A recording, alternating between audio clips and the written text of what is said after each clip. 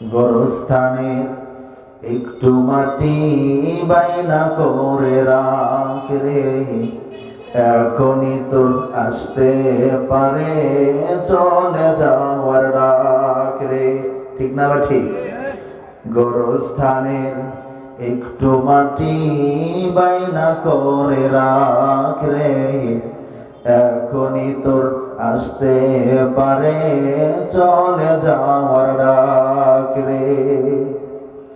আতর গোলাপ সুরমা চন্দন কাফন নামের দেহ বন্ধন, আলমারিতে রাখ রে তোলে একটি কোরআন পাক রে, এখনই তোর আসতে পারে চলে যাওয়ার ডাক রে।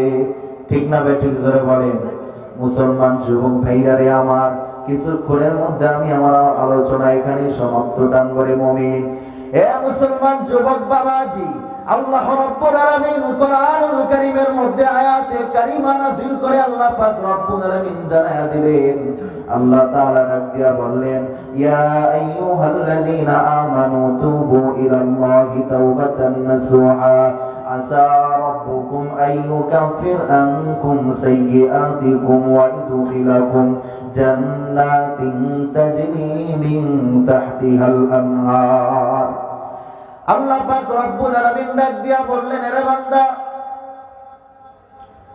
তুমি যদি আমার কাছে খালেস নিয়তে তওবা করতে পারো, আমি আল্লাহ পাক রব্বুল আলামিন তোমাদের তওবাকে কবুল করে আমি আল্লাহ পাক রব্বুল আলামিন তোমাদেরকে জান্নাতের মেহমান বানায়া দিব। শুধু তাই নয় রে মুসলমান ও যুবক ভাই, বড়রা কিতাবের মধ্যে লেখেন, যদি কোনো মুমিন আল্লাহর কাছে খালেস নিয়তে তওবা করতে পারে, আল্লাহ পাক রব্বুল আলামিন তাদেরকে 4টা পুরস্কারে পুরস্কৃত করবেন। কয়টা পুরস্কার দিবেন? এ মুসলমান যুবক ভাইরা রে আমার, লম্বা সময় নিব না, বড়রা কিতাবের মধ্যে লেখেন, যদি কোনো মুমিন আল্লাহর কাছে খালেস নিয়তে তওবা করতে পারে, আল্লাহ পাক রব্বুল আলামিন তারে 4টা পুরস্কারে পুরস্কৃত করবেন। মুসলমান যুবক ভাইরা রে আমার, 1 নম্বর পুরস্কার আমার আল্লাহ ডাক দিয়া কয়, এ বান্দা, তুমি যদি আমার কাছে খালেস নিয়তে তওবা করতে পারো, আমি আল্লাহ পাক রব্বুল আলামিন তোমারে বন্ধু বানায়া নিব। এ মুসলমান যুবক ভাইরা রে আমার, দুনিয়ার জমিনে আমি আপনি ক্ষমতাশীল মানুষের সাথে বন্ধুত্ব করার জন্য কত চেষ্টা না চালাই।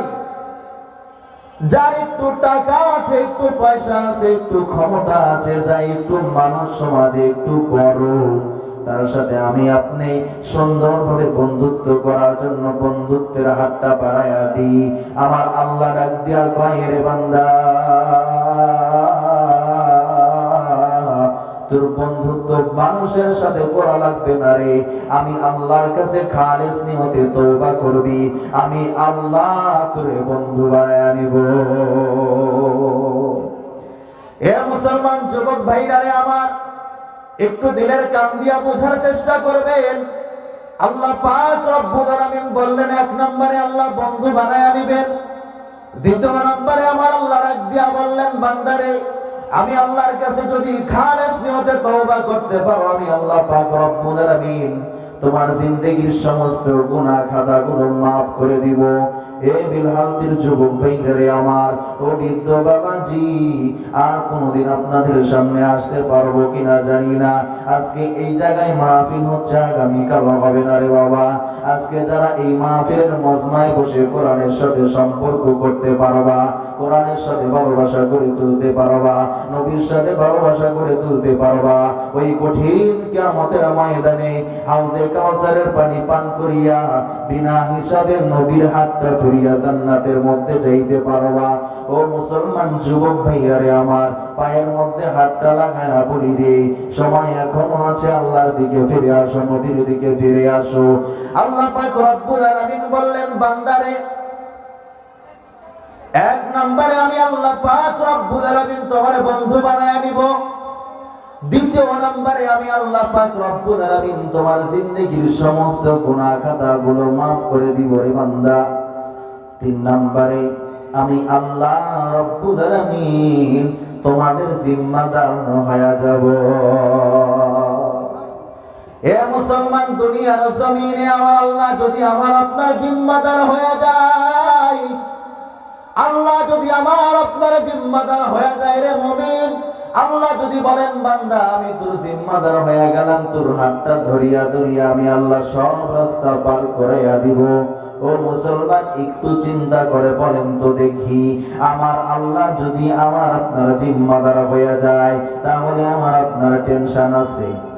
দুনিয়াতে টেনশন আছে, আখিরাতে টেনশন আছে। মুসলমান, কোথাও টেনশন হবে না, টেনশন হবে না। আল্লাহ যদি আমার আপনার জিম্মাদার হয়ে যায়, তাহলে আল্লাহ পাকের কুদরতি হাত ধরে আমি আপনি জান্নাতে যাব। ঠিক কিনা কর? মুসলমান যুবক ভাইয়ারে আমার, আল্লাহ পাক রব্বুল আলামিন চতুর্থ নম্বরে আল্লাহ ডাক দিয়া বললেন, বান্দারে, যে বান্দা আমি আল্লাহর কাছে খালিস নিয়তে তওবা করতে পারবে, আমি আল্লাহ পাক রব্বুল আলামিন মৃত্যুর সময় তারে জান্নাতের সুসংবাদ দেব। মুসলমান, একটু চিন্তা করে দেখেন, আল্লাহ পাক রব্বুল আলামিন যদি এই চারটা পুরস্কার আমারে আপনারে দেয়, তাহলে কি আর কিছু দরকার আছে? আর কিছু দরকার আছে? মুসলমান, আমি আপনাদের মাঝ থেকে বিদায় নিব, শুধু একটি কথায় আমি বলবো, আসেন কোরআনের দিকে আসেন, নবীর দিকে আসেন। যখন আসতে পারবেন, কোরআনের সাথে নবীর সাথে সম্পর্ক করতে পারবেন, তখন থেকে আপনার জীবনটা পরিবর্তন হবে ইনশাআল্লাহ।